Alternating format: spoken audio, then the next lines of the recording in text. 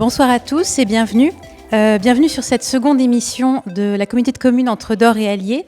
Nous sommes aujourd'hui chez Positech sur le parc d'activités Entre-Dor et Allier et c'est aussi la raison de cette émission aujourd'hui qui est bien qu'aujourd'hui on fête les 10 ans du parc d'activités Entre-Dor et Allier. Donc pour ça nous allons parler d'abord avec Laetitia Berton. Bonjour. Bonjour. Vous êtes chargée de mission économie de la communauté de communes Entre-Dor et Allier. Ensuite nous parlerons avec Christophe Portugues qui nous accueille aujourd'hui d'ailleurs. Merci beaucoup. Donc vous êtes l'entreprise Positech installée sur le parc d'activités. Et puis ensuite, nous irons discuter week-end exquis avec Nathalie Barraud. Bonjour. Vous êtes gérante du bar, hôtel, restaurant et point presse Le Zénith à Saint-Jean-d'Eure. C'est ça. Et pour commencer, nous allons parler avec Laetitia Berton.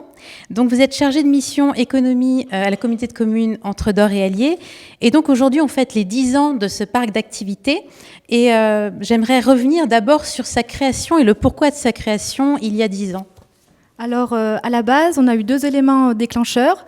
Tout d'abord, une volonté politique forte de créer de l'emploi sur le territoire et l'ouverture de l'échangeur autoroutier en 2002 qui a permis de desservir le Zou et plus globalement le territoire de la communauté de communes ont permis aux élus de décider de construire une grosse zone d'activité sur ce territoire. D'accord, donc c'était vraiment une volonté commune de tout le monde. Tout à fait, c'est vraiment le projet intercommunal du départ. Alors, ce n'est pas uniquement qu'un projet de parc d'activités, c'est aussi un projet avec une philosophie. Est-ce que vous pouvez m'en parler ? Tout à fait. Donc, sur ce parc d'activités, les élus ont choisi de se positionner sur une démarche qualitative, donc une démarche PALM. PALM, cela signifie Programme d'action labellisé pour la maîtrise de l'environnement. Et en ce sens, la collectivité a décidé d'adhérer à l'association en 2006 et de positionner ce parc sur une démarche qualitative. Et concrètement, ça s'est traduit par des espaces boisés, préservés, des voiries qui se sont calquées sur des chemins existants, des allées forestières qui ont été recréées le long des axes de voirie pour contribuer à une image qualitative du territoire et des entreprises qui ont fait le choix de s'y installer. Donc en fait, c'est un parc, si vous voulez, qui s'inscrit vraiment dans son territoire. Il se dessine en fonction du milieu naturel qui est à disposition, c'est bien ça ? Tout à fait. Donc les projets des entreprises que l'on reçoit s'insèrent dans ce cadre paysager et boisé que l'on tient à préserver. D'accord. Et donc, du coup, là, avec 10 ans d'existence, maintenant, le parc d'activités, en quelques chiffres, qu'est-ce que ça représente ? Alors, tout d'abord, c'est un parc d'activités qui a été reconnu d'intérêt régional par la région Auvergne-Rhône-Alpes. Donc, on fait partie des 28 parcs d'activités reconnus. Ça a permis aussi de construire une offre foncière et immobilière attractive, où on a la Chambre de commerce et d'industrie qui va prochainement aménager une deuxième tranche avec des nouveaux modules pour accueillir de nouvelles entreprises qui, à terme, pourront faire le choix de s'installer sur le parc d'activités. Alors justement, éventuellement, pour les nouvelles entreprises qui pourraient potentiellement être intéressées, grandes ou petites, qu'est-ce qu'il procure ce parc d'activités concrètement ? Donc c'est vraiment maintenant devenu un espace de vie où, au bout de 10 ans d'exploitation du parc d'activités, les habitants se sont appropriés cet espace. On a des personnes qui viennent faire leur footing le week-end ou les grands-parents pour apprendre à faire du vélo aux petits-enfants. Donc c'est vraiment maintenant un lieu de vie. Oui, donc c'est publiquement un lieu de travail et donc j'imagine que ça amène derrière beaucoup d'autres aménités, beaucoup d'autres services, que ça fait une sorte d'effet boule de neige en fait. Tout à fait. Donc on est donc on accueille des entreprises nouvelles, des salariés qui viennent quotidiennement. Donc ça veut dire des familles nouvelles aussi qui s'installent, qui font fonctionner les services mis en place par les différentes collectivités. D'accord, donc des écoles, la poste, les commerces de proximité, tout en fait, un bassin de vie. En fait, au départ, c'est un bassin d'activité, mais en fait, ça devient vraiment un bassin de vie. Tout à fait. Et le territoire a accueilli plus de 2000 nouveaux arrivants en 10 ans. Donc, toutes les communes du territoire de la Comcom gagnent des habitants. On gagne en moyenne entre 300 et 400 nouveaux habitants chaque année. D'accord. Et là, ça fait 10 ans qu'il existe, ce parc d'activités. Il n'a pas cessé d'évoluer et de grandir aussi en 10 ans. Et puis, il continue d'évoluer. Donc, il y a aussi une évolution. C'est quoi ? Du fait de notre démarche environnementale, on est vraiment dans un dispositif d'amélioration continue. qui se construit au fur et à mesure. Et sur le volet environnemental, ce qu'on a choisi de mettre en place, c'est un rucher, donc avec un partenariat construit avec un apiculteur local. Donc on est sur une double démarche, donc à la fois une démarche marketing, dans le sens où le miel produit sur les parcs est distribué aux entreprises de la zone d'activité, et également sur un suivi scientifique. Donc on a un partenariat avec l'Association de développement de l'apiculture Auvergne-Rhône-Alpes qui réalise des analyses à partir du pollen récolté par les abeilles. Et ça nous permet de suivre au fur et à mesure la qualité environnementale du parc d'activité. Donc en fait, c'est un parc d'activité qui est en permanence observé. Voilà, pour sa qualité. C'est ça, c'est ça. Alors justement, pour ce parc d'activité, il y a la communauté de communes et ses actions en faveur de cette philosophie. Et puis il y a aussi les entreprises qui sont implantées et qui ont décidé de s'implanter dans ce parc d'activité. Donc nous sommes allés à la rencontre de ces chefs d'entreprise qui nous expliquent leur démarche environnementale et puis aussi de certains de leurs collaborateurs qui nous expliquent pourquoi ils ont décidé de s'installer ici. On regarde.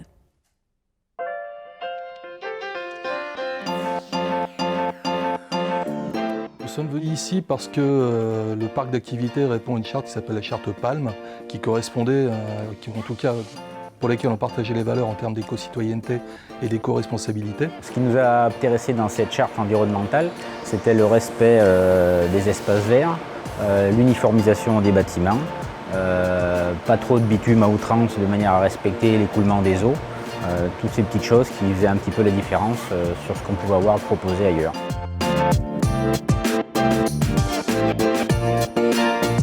On est dans le centre de la France, on est proche un petit peu de tout. Que ce soit vis-à-vis de Clermont-Ferrand, on est tout près de Clermont, que ce soit vis-à-vis de Lyon, 1h15 maintenant avec la nouvelle autoroute de Lyon, c'est-à-dire rien du tout.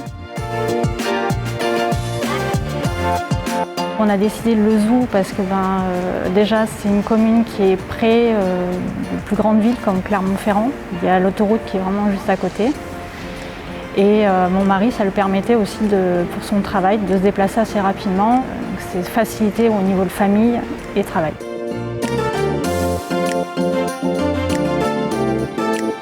Nous faisons plutôt partie des rats des champs que des rats des villes. Et donc il était très agréable de venir dans le parc d'activité, à tel point que nous y sommes depuis 10 ans. Et comme nous souhaitons fusionner et rassembler nos différentes entités, nous avons décidé d'agrandir les lieux sur lesquels nous sommes ici sur le terrain de JPC Création pour centraliser les biens et les hommes. Les salariés sont assez satisfaits d'être dans un environnement campagne. Ça leur permet d'avoir une activité entre midi et 2 pour pouvoir manger dehors. Et puis la proximité autoroutier où ils n'ont aucun problème de circulation. J'avais un emploi qui était tout autre à Cournon. Et j'ai fait le choix de me rapprocher parce que j'aime le zoo en fait. Et mon mari, lui, travaillait sur Gerza, donc après c'est pareil, c'était un bon compromis. J'ai choisi le zoo parce que effectivement l'ensemble des employés se rapprochaient vraiment de leur domicile. Donc ça a été un petit peu ce qui a fait balancer du côté de le zoo.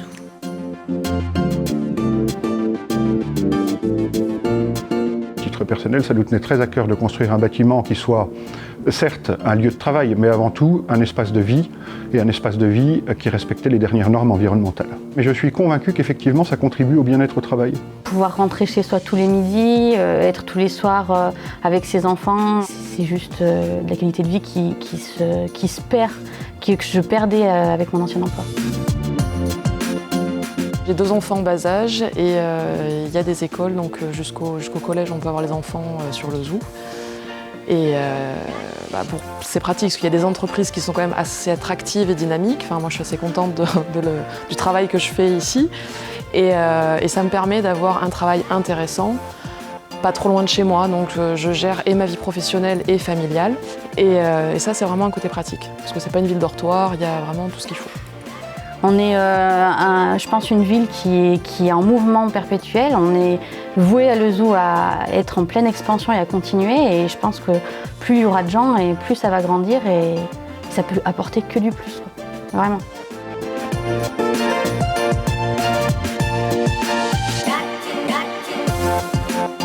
Les propositions qui m'ont été faites par la communauté de communes de le zoo ont fait que mon choix s'est porté sur le parc d'activité entre Dore et Allier. Alors pour des raisons financières au départ, et puis essentiellement pour des raisons, on va dire, d'esthétique, puisque le parc est magnifique.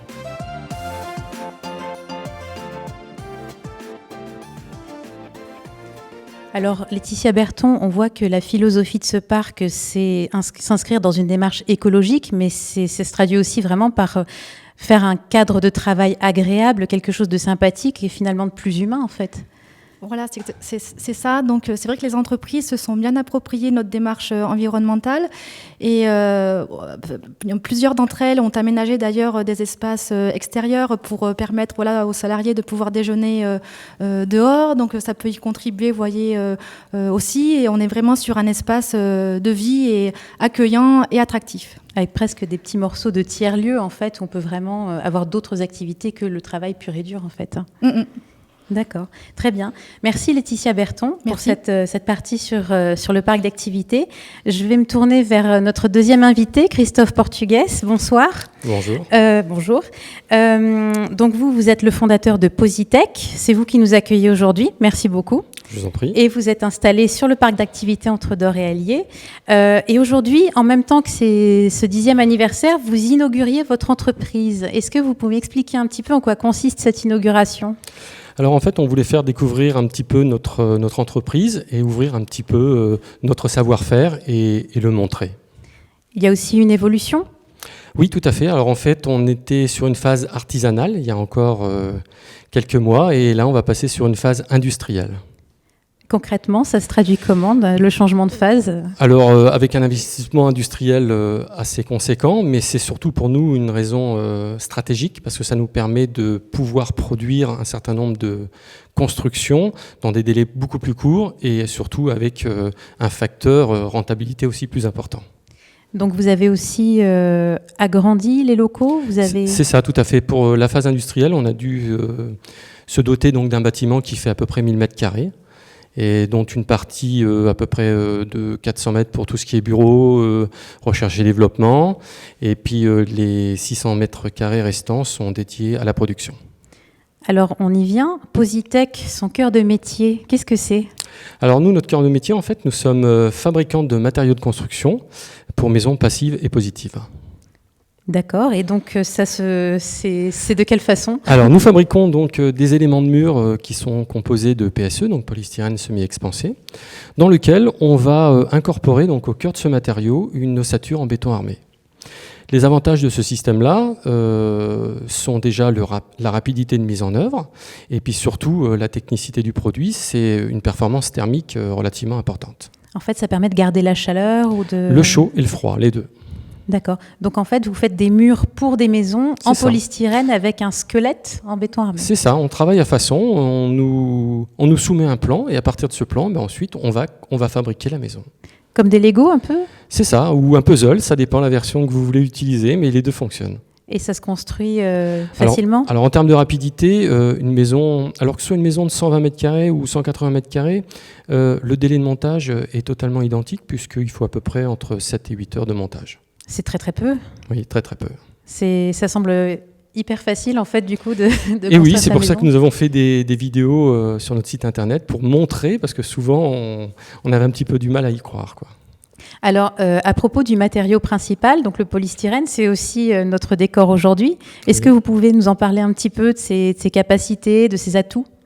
Alors les atouts, comme je vous l'ai dit précédemment, donc, on a déjà un matériau qui se monte relativement vite, on a des performances thermiques, on a aussi le prix aussi qui est aussi intéressant. Donc voilà, tous ces facteurs-là réunis permettent d'avoir un produit assez intéressant sur le plan commercial. Et il semble aussi très facile à sculpter. Alors oui, on peut faire, sur le plan architectural, on n'a pas de limite. D'ailleurs, comme vous avez pu voir pour le bâtiment, on peut faire un petit peu tout ce qu'on veut. On a même été jusqu'à faire notre logo donc, en polystyrène, donc on n'a pas de limite. Celui sur la façade, hein ? C'est ça, tout à fait. D'accord, donc tant qu'il a quelque chose qui le protège des intempéries. C'est ça, voilà. On peut tout faire en fait. Exactement. Après, vous pouvez mettre n'importe quel type de revêtement. Alors, l'enduit est le plus commun, mais après, vous pouvez faire des parements de pierre, de la brique ou du crépi traditionnel ou même de la chaux. On peut faire vraiment beaucoup de choses. Alors, tout à l'heure, vous évoquiez avec ces matériaux et ces principes de construction, le principe de la maison passive, vous l'avez brièvement évoqué. Est-ce que vous pouvez m'expliquer un petit peu plus Alors, le principe de la maison passive, en fait, nous sommes vraiment spécialisés en matériaux de construction, vraiment pour maison passive et positive. Alors, c'est lié déjà aux performances thermiques du matériau. En termes de consommation, pour les maisons passives, on a des consommations qui sont vraiment pas très importantes, puisque la consommation énergétique pour chauffer une maison on va dire de 130 mètres carrés, on avoisine à peu près entre 150 et 200 € par an en termes de chauffage. C'est très très peu. Très très peu, oui. Et vous-même, les locaux dans lesquels vous travaillez? Alors nous avons ni chauffage ni climatisation. Pour la pointe de chaleur, nous le faisons donc avec notre installation donc industrielle qui, comme nous travaillons avec de la vapeur, donc fabrique un petit peu de chaleur et ça suffit amplement à chauffer la totalité de l'infrastructure de l'usine. D'accord, donc vraiment très très faible besoin énergétique. Oui. Quelque part, vous vous inscrivez dans la philosophie même du parc d'activités, en fait. Totalement. Et vous m'avez parlé d'économie d'énergie et en termes d'usage de ce matériau, en termes de recyclage, comment ça se passe? Alors c'est un matériau où les filières ont déjà été mises en place il y a déjà quelques années. Alors nous déjà sur le plan industriel, nous sommes partisans déjà du zéro déchet. C'est-à-dire toutes les découpes que nous faisons sont systématiquement réintégrées dans notre ligne de production. Alors pour des raisons environnementales, mais aussi pour des raisons industrielles, parce que la matière jetée, c'est jamais bon pour une industrie. En fait, vous n'avez aucune perte, c'est ça? Alors le 100%, ça n'existe pas, parce qu'il suffit de trouver une petite bille, ce n'est pas du 100%, mais sur le principe, voilà, l'idée est là. Ouais. D'accord, donc c'est vraiment gain d'énergie, gain d'économie aussi financière et aucune perte en fait. Et puis de stratégie en même temps commerciale, parce que le but de recycler, c'est quand même aussi avoir un matériau qui est aussi environnemental, c'est une stratégie. Et pourquoi avez-vous voulu vous installer vraiment sur le parc d'activités au départ? C'était aussi pour cette même démarche qui vous a séduite? Alors non, en fait il y en a eu plusieurs. Déjà l'environnement, parce qu'on a la chance de travailler dans un cadre qui est quand même relativement sympathique. Et puis la deuxième partie, c'est qu'on a les terrains qui sont quand même relativement abordables. Et c'est quand même le nerf de la guerre quand vous êtes un jeune industriel et que vous venez vous installer dans une zone industrielle. On sait très bien que le parcours financier pour monter une entreprise comme ça n'est pas toujours simple. Et le troisième point, c'est la proximité aussi de l'infrastructure du péage. Qui est bien utile pour venir. Bien utile, tout à fait. Et puis, on n'a pas de problématique à faire passer nos camions dans des villages et tout ça. Donc, c'est aussi un point très important. D'accord, très bien. Merci beaucoup Christophe Portugues pour ce point. Nous partons cette fois à la découverte d'une toute autre innovation où le terme connecté se joint vraiment avec un savoir-faire ancestral puisqu'on va parler des cannes Fayet qui sont implantées depuis bien longtemps sur le site et qui existent depuis plus d'un siècle. Donc la maison centenaire elle est connue dans le monde entier et aujourd'hui, avec son équipe, ils mettent en place une canne connectée spécialement créée pour aider les personnes âgées en situation de dépendance. On regarde le sujet.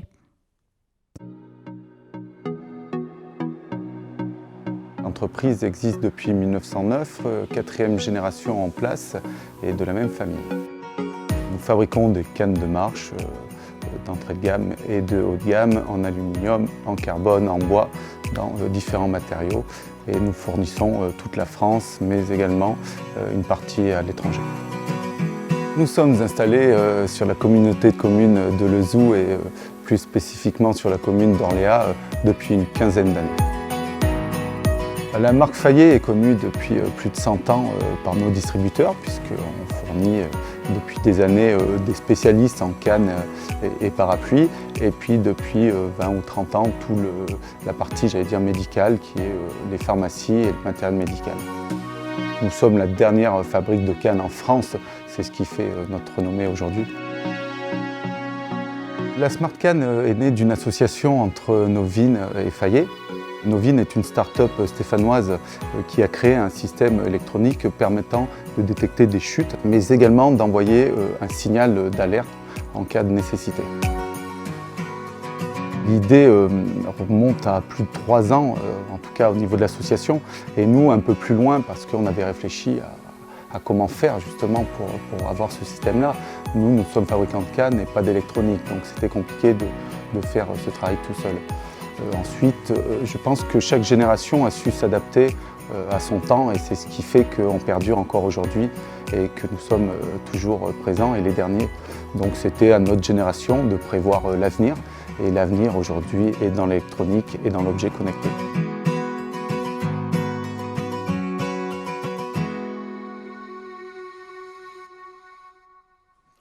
Je reviens vers vous, Laetitia Berton. Une entreprise comme les Cannes Fayet pour le territoire, qu'est-ce que ça apporte ? L'entreprise Cannes Fayet est une entreprise labellisée entreprise du patrimoine vivant. Donc pour le territoire, ça apporte une forte notoriété. On a la chance d'avoir sur le territoire dans nos zones et également dans nos zones d'activité de belles entreprises qui se modernisent, qui innovent. Donc c'est vraiment une chance pour le territoire. Et on essaye vraiment de travailler en lien avec elles dans une démarche conjointe d'attractivité. Oui, puis quelque part, il n'y a pas uniquement le parc d'activité, il y en a d'autres aussi, et puis il y a d'autres entreprises aussi en dehors. Tout à fait, donc la communauté de communes gère au total 4 zones d'activité. Donc on a effectivement le parc sur les communes de Lezoux et Orléans.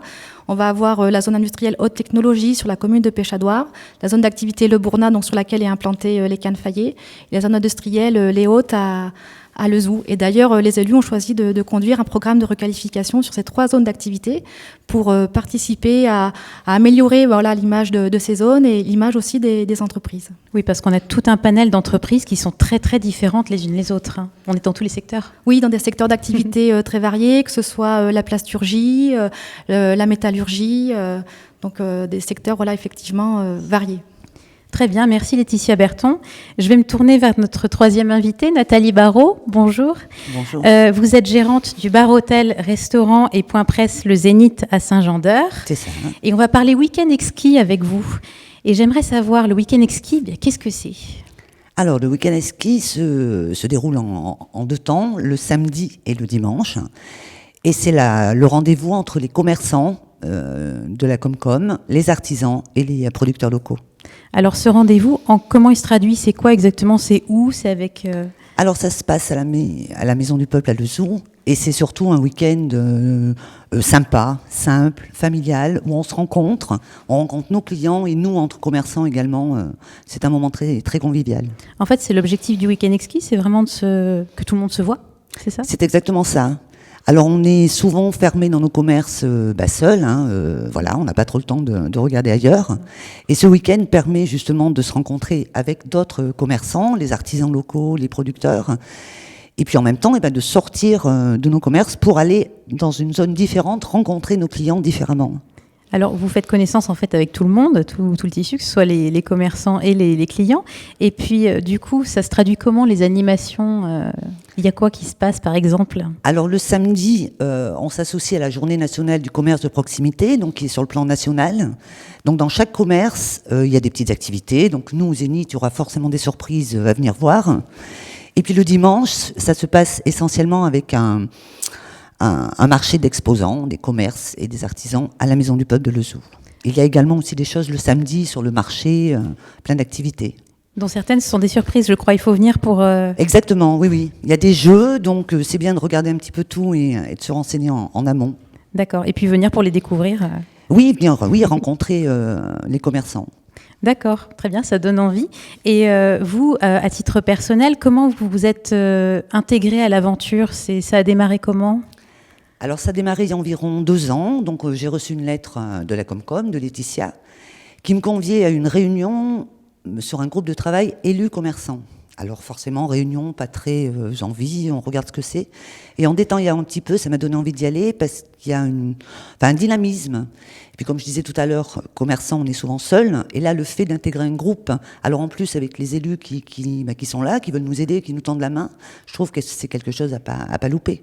Donc en fait, c'est un événement que vous avez construit ensemble quelque part. Vous l'avez défini, vous vous avez dit il y aura ça sera comme ça, ensemble. Oui. Sur ce groupe de travail élus commerçants, à peu près une réunion tous les trimestres. On aborde plein de sujets. On se connaît entre nous, donc différents corps de métier, donc c'est enrichissant aussi. Et puis on met en place le week-end exquis, donc la 2e année. pour cette édition, le 12 et le 13 octobre. D'accord. Et donc du coup, au regard de la communauté de communes, ça s'est traduit comment? C'était quelle volonté? C'est quoi qui a impulsé en fait le Week-end Exquis? C'est déjà une démarche qui est construite avec les élus et les commerçants, artisans et producteurs locaux du territoire. Donc c'est une démarche qui a été initiée effectivement il y a 2 ans. Ça se met en place et je trouve que c'est un bel événement de promotion de l'offre commerciale, artisanale et des producteurs locaux sur le territoire. Donc c'est dans un cadre convivial. Donc il y a cet événement Week-end Exquis où c'est vraiment un temps fort dans l'année, mais on travaille aussi collectivement à la définition de nouvelles actions permettant de redynamiser le commerce de proximité et de façon aussi à rendre les bourgs vivants. Donc les élus ont fait le choix de mettre en place une aide financière, donc une subvention d'investissement destinée au commerce de proximité avec point de vente, donc en partenariat avec la région Auvergne-Rhône-Alpes et des fonds européens Leader+. Donc ça permet d'aider le commerçant à financer des travaux de modernisation de son magasin, d'accessibilité, de mise en sécurité du local. Donc on est vraiment sur un effet levier et on a également mis en place tout un programme où on recense les animations commerciales et là ce qu'on va lancer d'ailleurs le 11 octobre prochain, c'est une plateforme web qui recense l'offre commerciale, artisanale et les producteurs locaux donc du territoire et qui permet à tous de bénéficier d'une visibilité sur Internet. Avec et vraiment un service pour justement les habitants et les nouveaux qui puissent découvrir ou redécouvrir leur commerce de proximité. En fait, comme une grande vitrine de toutes les vitrines qu'on trouve sur le territoire, c'est vraiment ça. C'est ça. Donc une fiche d'identité par commerce, une rubrique où on va retrouver leurs animations, une autre rubrique où on présente la démarche Soutenons nos commerces, et on a une 4e rubrique où on va axer sur le thème Consommer responsable. D'accord, donc un vaste programme. Je reviens vers vous, Nathalie Barrault, pour la partie, pour ce qui est du Week-end Exquis, en tout cas, de cette aventure que vous avez commencée il y a 2 ans. Pour vous, ça se passe comment? Comment vous le ressentez? Ça se passe plutôt bien, puisque je suis en route pour la 2e année, donc c'est plutôt bien. C'est sympathique, et puis ça donne envie, c'est ce dynamisme qui donne envie de continuer. Et puis toujours, à plusieurs, on est plus fort que tout seul, hein, donc plus on est solidaire, et plus ça risque de fonctionner. Donc, faut pas lâcher. Non, faut pas lâcher. Non.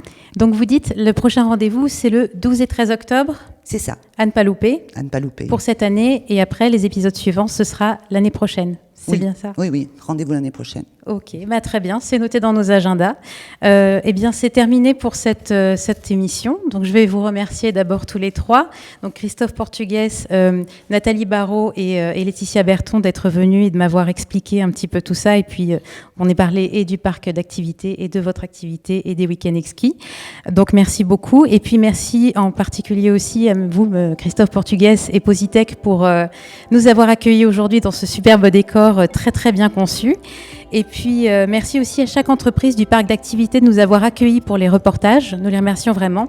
Et puis, merci au public d'être là. Et merci à vous tous de nous avoir suivis. Et on vous dit à très bientôt.